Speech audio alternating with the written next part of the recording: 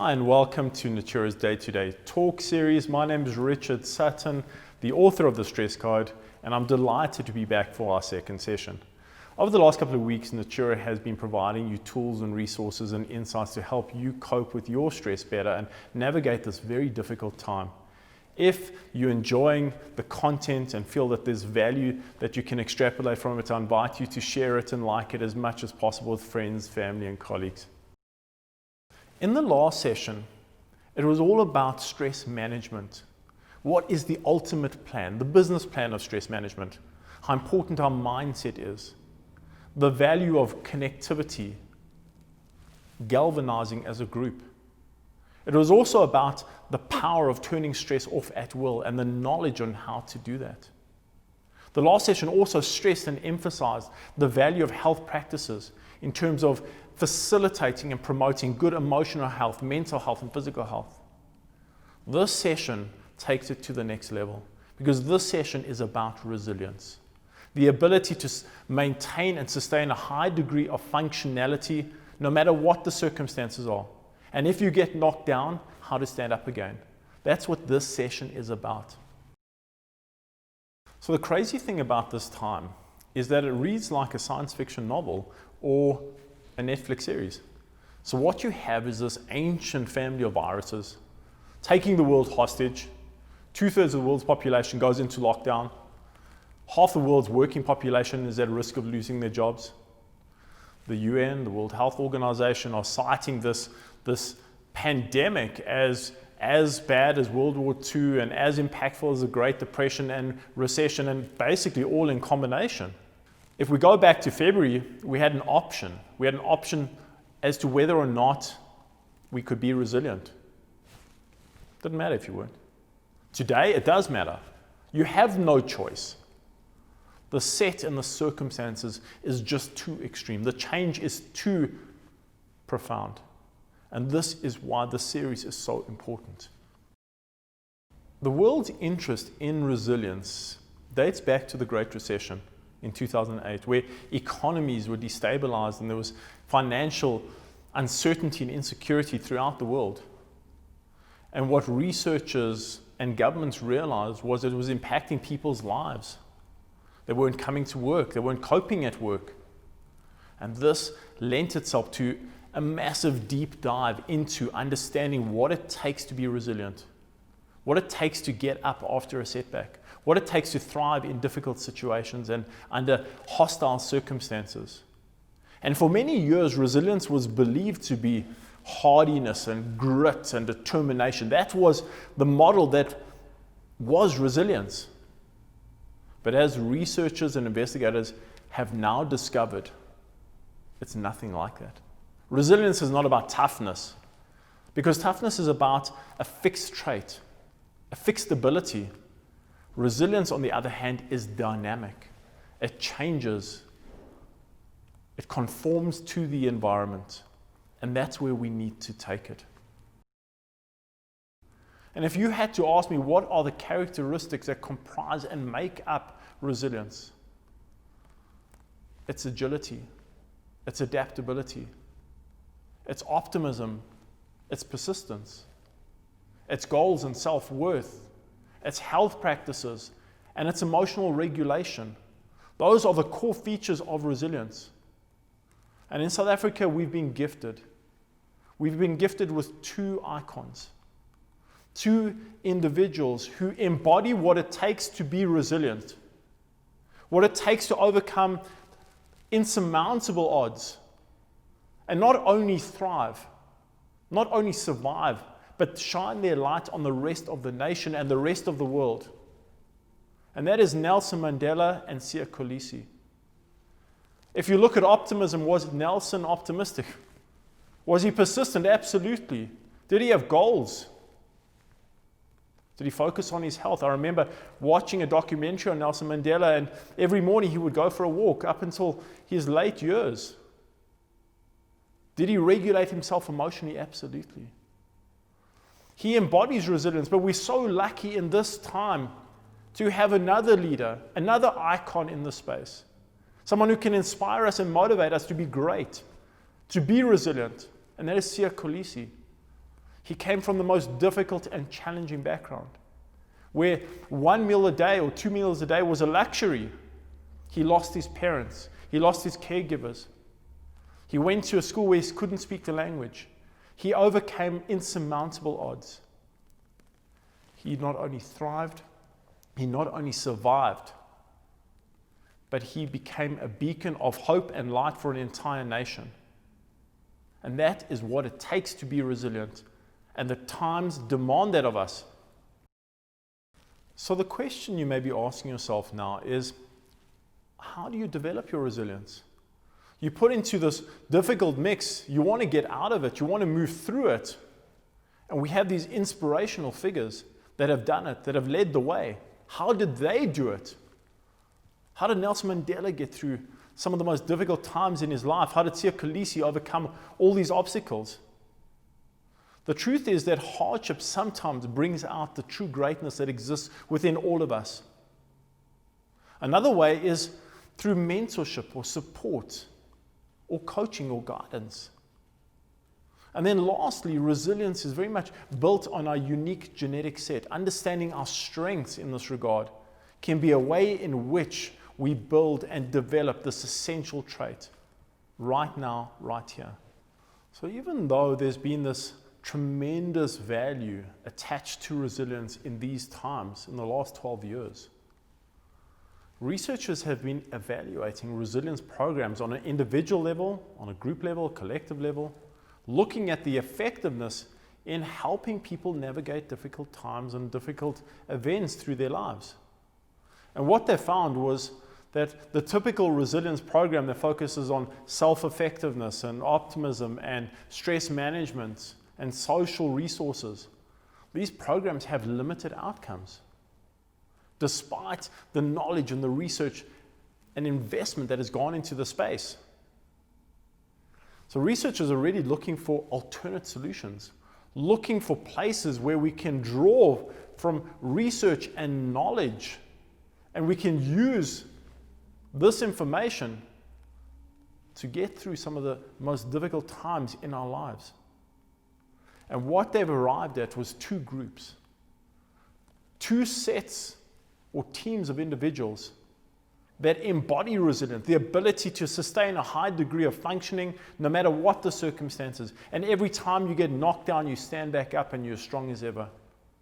And those groups were elite military units from around the world, as well as winning Olympic athletes.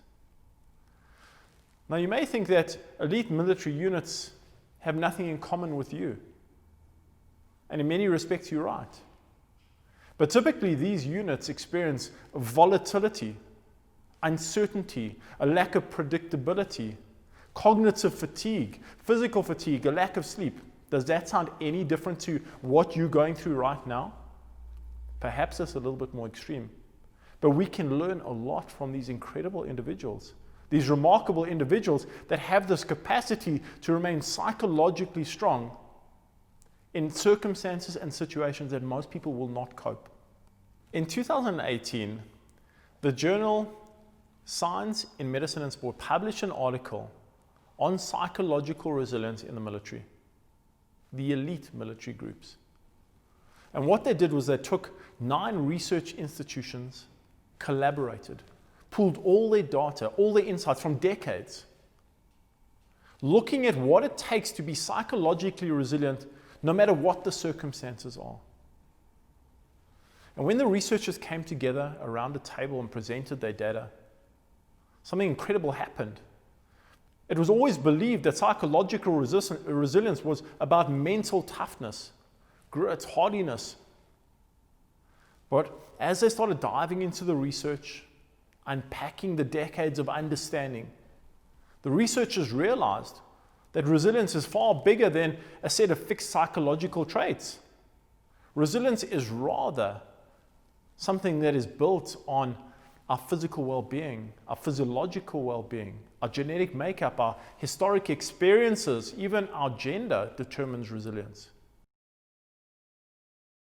Simply put, the stronger and healthier we are from a physical standpoint, the more resilient we will be, no matter what the circumstances.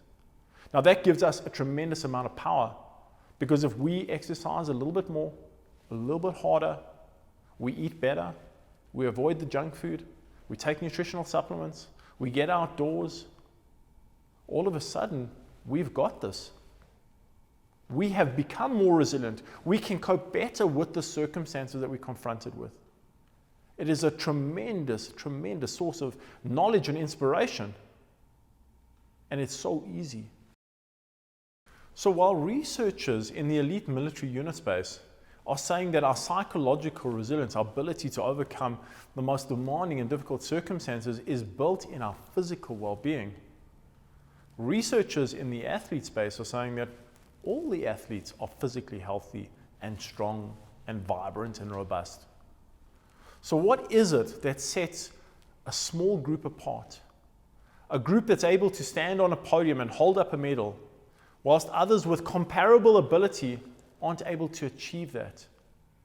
And this was the task of a team of UK researchers who are looking to unpack those psychological characteristics that defines great Olympic athletes over many decades.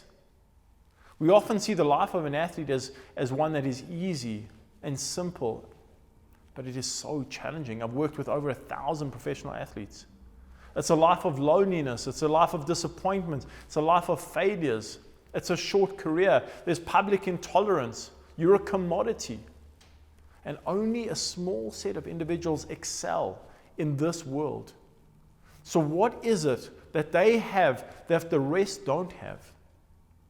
What are they able to do in the difficult times and through the setbacks that defines their greatness and their essence? And that is what the study was about to reveal.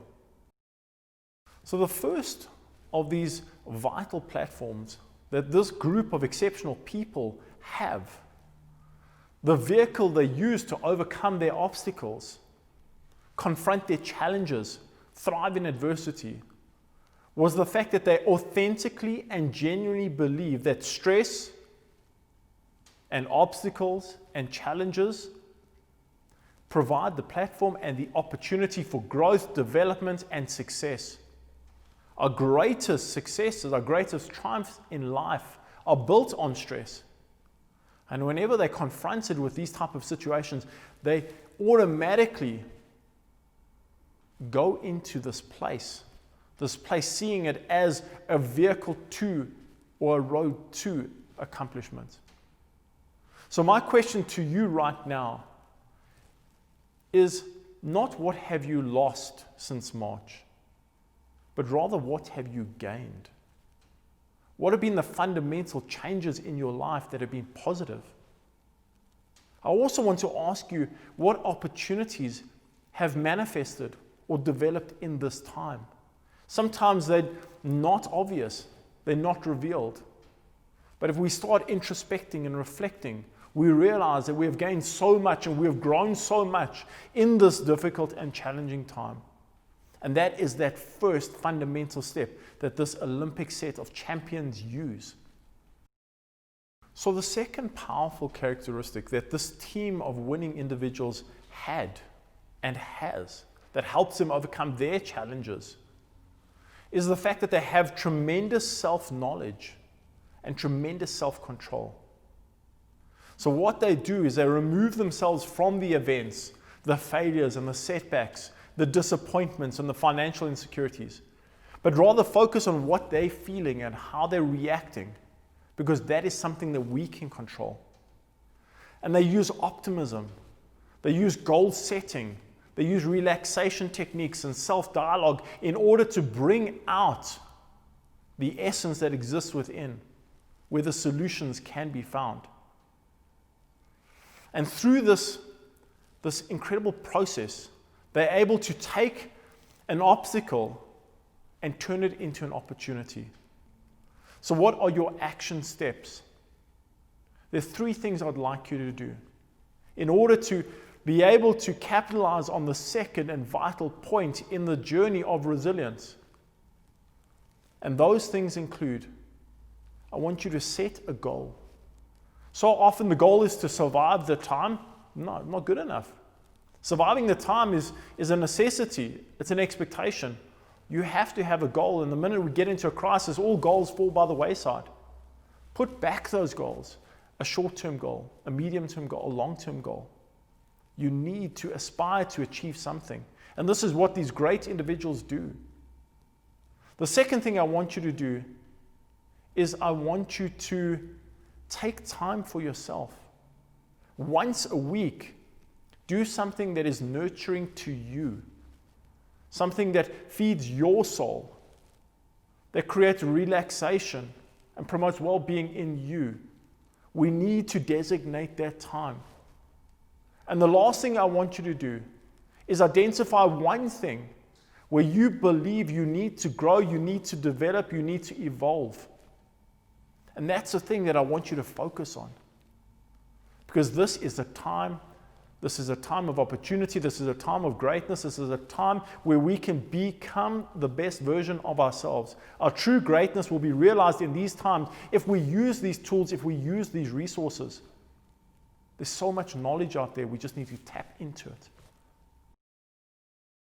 So now I want to talk about the psychological characteristics that this exceptional group of athletes has. So the research team looked at what separated them from the rest of the Olympic athletes who didn't win medals, had the same challenges, but were just not able to overcome them. And these psychological characteristics encompassed a strong sense of motivation, focus, confidence, tremendous support, as well as facilitated responses. But where it really starts is in this motivation space. Because if we are motivated, we can achieve anything. So what motivated them, and how can we apply it to our lives? So this exceptional group of individuals was motivated by achieving results, achieving goals. They were motivated by social recognition, being valued by society. They were also motivated by being the best at what they could be, the best of the best. But the interesting thing about this motivation set that they had and do have is that the motivation does not stem from fear. It does not stem from rejection, but rather from hope and aspiration. And that is something that we can learn from.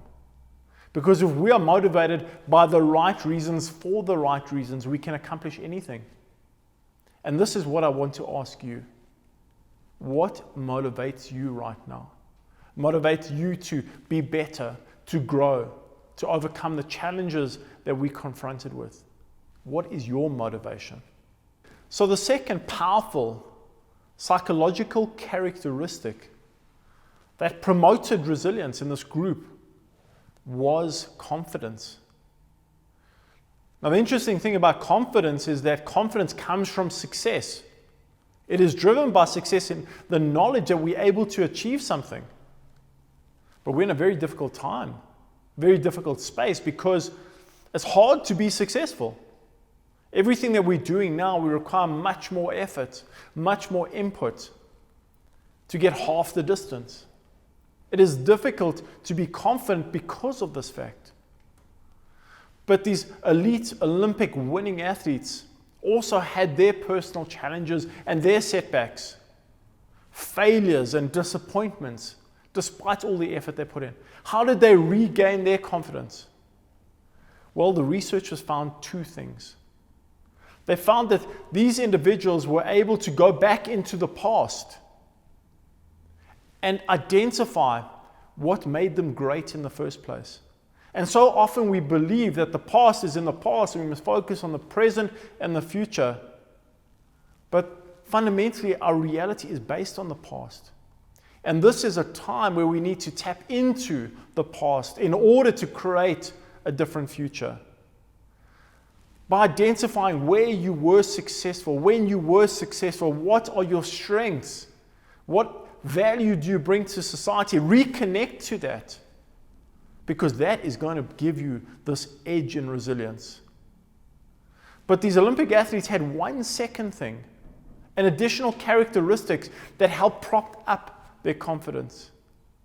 And this was the fact that they knew that the people around them were responsible for their self-worth, self-esteem, and inner belief. We often believe that we're an island and we can do everything on our own. We don't need anyone. We're tough, we're strong. It's a lie. We're fooling ourselves. The only reason we are successful is because of other people. And this incredible group of athletes knows this. And they tap into it. They connect to the people that remind them of their self-worth, their value, the excellence that exists within. And that is the challenge for us right now, is to reconnect. Connect to the people that matter. So what I want you to do right now is I want you to identify a time and a place where you were successful, where you achieved the impossible, where your greatness shone through. Connect to that place and reconnect to that place and reconnect to that place. Every time you have a setback and a failure, remind yourself of how brilliant you really are, because we are all exceptional. It's just a matter of bringing it out. The next psychological trait that I want to unpack was focus. This set of individuals had an incredible ability to focus, and we know that. We know athletes can focus. But in difficult times, focus can be misguided. It can be on the wrong things, on the wrong scenarios. So what this exceptional group of individuals do is not focus on the obstacles and the challenges and the fact that other people are doing well and they are not, and others are succeeding and they're struggling. They remove themselves. Their focus becomes inward on the process. What did I achieve today? What can I do better tomorrow? How am I growing this week? That's what they focus on. And on top of it, they create unfocused opportunities. So we often think that our success is built into the focused mind. The more we focus, the more successful we can be. Not really. In reality, our success stems from creativity and innovation, especially now. And innovation and creativity is not part of the focused mind, but rather the unconscious mind, the unfocused mind, known as the default mode network. So often we get confronted with a challenge or a puzzle or an obstacle. It's right in front of us and we're thinking, and we've got think tanks. And we're trying to find the answer frantically. And then what happens is we go to sleep. Wake up in the morning. We've got the answer. Where did it come from? It's the unconscious mind. The same scenario can unfold where you're focusing and you decide, I'm going for a run or a swim. 40 minutes later, you got the answer. Where did it come from? The unconscious mind. And athletes know the power of the unconscious, and they take opportunities every day, every week to unfocus. So what I want you to do right now is to choose your unfocused opportunity. What are you going to do to let your mind rest? Give your conscious mind a break. Is it going to be gardening, walking, running, meditation? Give yourself that time to unlock the greatest tool we all have, and that is this default mode network, the unconscious, the powerful unconscious mind. We learned that from athletes. We can apply it to our own lives. So the fourth psychological tool that these winning Olympic athletes used and harnessed was the power of support. Not only did they value support, but they knew that their success and resilience and ability to overcome insurmountable odds was built on one thing and one thing alone, and that was support. And this is what makes this time so hard, because we are not connecting authentically and properly to people. It's through a screen.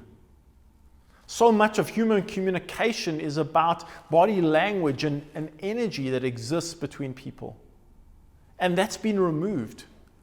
And it makes it harder to gain the essential support that is necessary to overcome these odds and obstacles.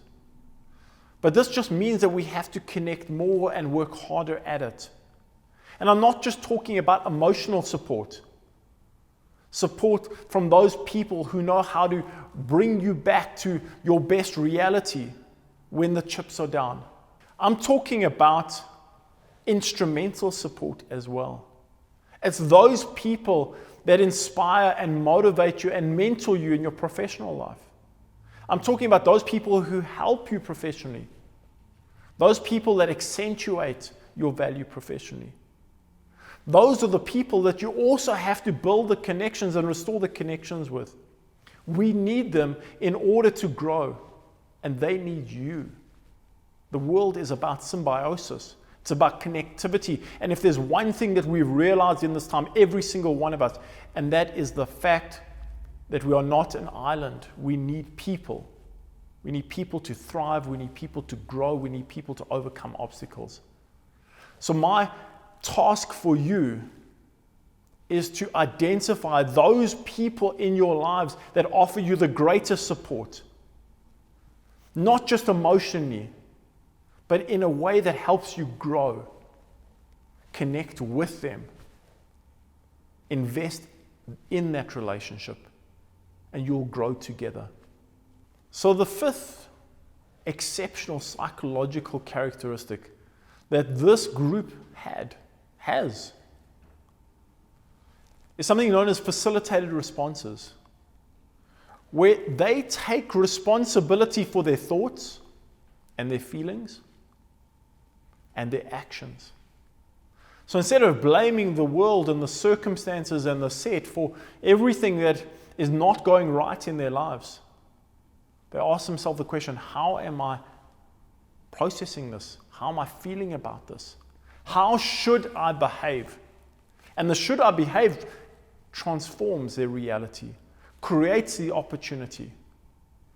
And this is something that we need to do. We need to slow it down, reflect. What am I thinking? What am I feeling? How am I acting? But how should I react is the big question. Because fundamentally, your thoughts become your words. Your words become your actions. But it's your actions that create your reality. And this is that opportunity that exists right now. So to conclude, I want to put this into a plan, into a model. Something that you can take away and apply to your life right now and create the changes that we all need. So the first step is really to focus on your health. Make health your priority, more exercise, more intensity, more discipline, more consistency. Focus on your diet. Eat foods that strengthen and nurture you, not that detract from your health. Take nutritional supplements as directed by your doctor or a professional.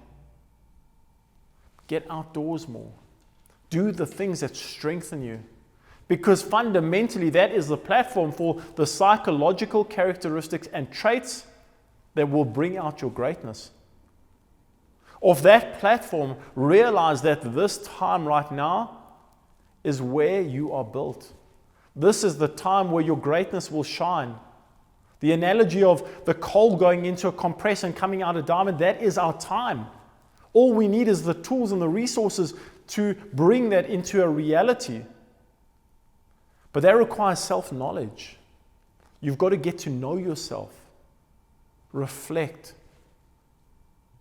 On top of these two characteristics, you have to be motivated. Find what motivates you. You have to be confident. Find the people that facilitate and augment your confidence. Find those times in your life where you achieved your potential. You lived up to what you know you're capable of. Find your focus. Not focusing on the negative and focusing on the things you can't control, but focusing on your journey right now. Realize that support is everything. We are not alone.